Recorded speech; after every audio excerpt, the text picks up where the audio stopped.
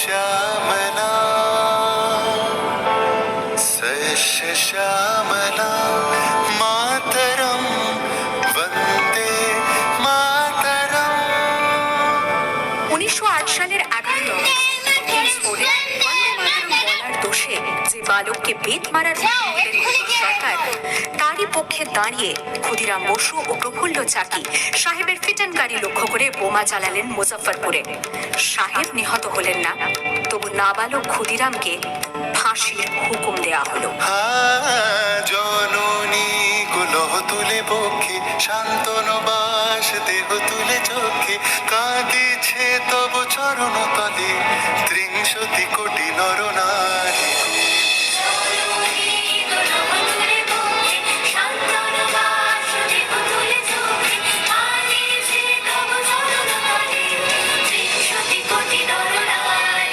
যারা স্বর্গগত তারা এখনো জানে স্বর্গের চেয়ে প্রিয় জন্মভূমি এসো স্বদেশ ব্রতের মহাদীক্ষালু সেই মৃত্যুঞ্জয়দের চরণ জমি। যারা জীর্ণ জাতির বুকে জাগালো আশা মন মলিন মুখে জোগালো ভাষা আজি রক্ত কমলে গাথা আজি রক্ত কমলে গাথা মানল খালি বিজয় লক্ষ্মী দেবতাদেরই গলে মুক্তির মন্দির সোপানো তলে কত প্রাণ হলো বলিদান লেখা আছে অশ্রু জলে লেখা আছে অশ্রু জলে।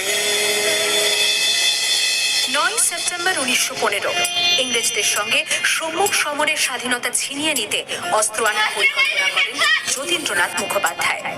বালেশ্বরে সঙ্গীদের নিয়ে জাহাজ থেকে সেই অস্ত্র নামাতে গেলে ইংরেজ বাহিনী তাদের ঘিরে ফেলে। বুড়িবালমের তীরে লড়াই বাঁধে বিরাট ইংরেজ বাহিনী বনাম বাঘা যতীন ও তার 4 সতীর্থদের। এককালে শুধু ভোজালি হাতে যিনি বাঘ মেরেছিলেন, সেই বীর সেদিন লুটিয়ে পড়লেন। আমি হাসি হাসি পড়ব ফাঁসি দেখবে ভারতবাসী ও মা হাসি হাসি পড়ব ফাঁসি দেখবে ভারতবাসী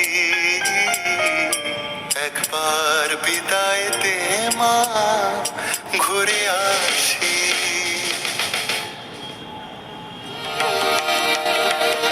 29 সেপ্টেম্বর 1942 তমলুকের মাটিতে কয়েক হাজার ভারতীয়কে নিয়ে যিনি পুলিশ স্টেশন ঘেরাও করার লক্ষ্যে কেটেছিলেন, সেই 70 মাতঙ্গিনী হাজরা পুলিশের নির্মম গুলিচালনা ও লাঠিচার্জ সত্ত্বেও তার হাতের পতাকাটি মাটিতে টুকে দেননি।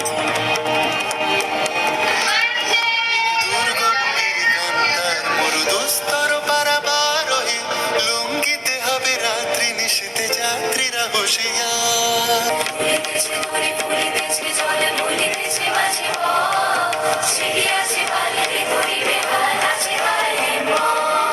কে আছো জোয়ান হও আগোয়ান আঁকেছে ভবিষ্যৎ এ তুফান ভারী দিতে হবে পারি নিতে হবে তোরি পার। দুর্গম গিরিকান্তার মরুদুস্তর পারাবারোহী লুঙ্গিতে হবে রাত্রি নিশীতে যাত্রীরা হুঁশিয়ার। আর ঠিক তার পরের বছর 1943-এর 30 ডিসেম্বর জাপান সরকারের অধীনে থাকা আন্দামান দ্বীপ সেদিন হস্তান্তর করা হলো ইন্ডিয়ান ন্যাশনাল আর্মিকে। পোর্ট ব্লেয়ারের মাঠে তিরঙ্গা পতাকা তুললেন সুভাষচন্দ্র। এটাই স্বাধীন ভারতের মাটিতে প্রথম তেরঙ্গা ঝান্ডা। আইএনএর commander in chief Subhash Chandra Bose হলেন ভারত, যাকে স্বীকৃতি দিয়েছিল 18